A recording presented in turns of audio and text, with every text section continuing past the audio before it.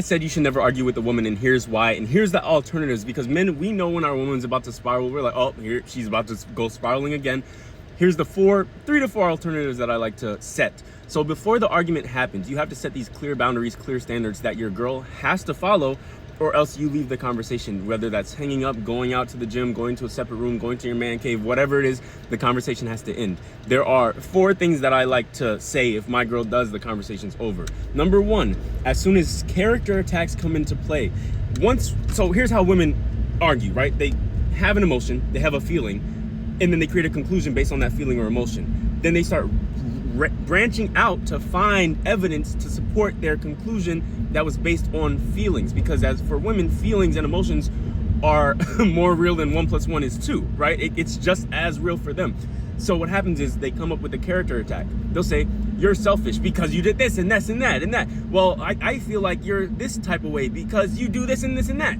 Well, I feel like you just don't want to have fun because you do this and this and that. And it's like, as soon as it becomes a character attack, you got to put the conversation on pause. You have to say, okay, that's a boundary I'm not going to address. We're not going to talk about character attacks on me. You got to stop it right there. You got to set that boundary, set that standard, because once you go down that, now you're in a spiral. Now you're in a rabbit hole.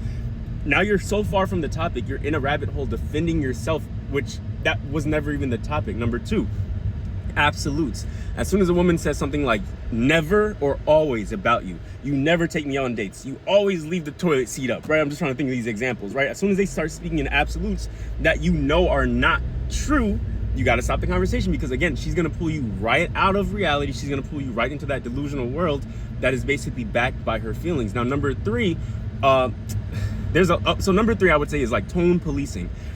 When people get into an argument, a heated debate, they are annoyed. So their tone might be monotone. They don't sound happy. You know, you don't sound the way I'm speaking right now. You're like, okay, like, what do you want me to do? Is that my friend?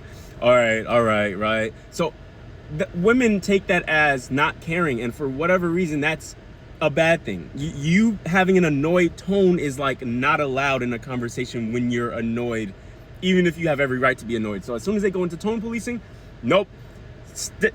Put a stop to the conversation, put a hold on it, and say, okay, we're not doing tone policing. We're going to stick to the topic that we're trying to talk about.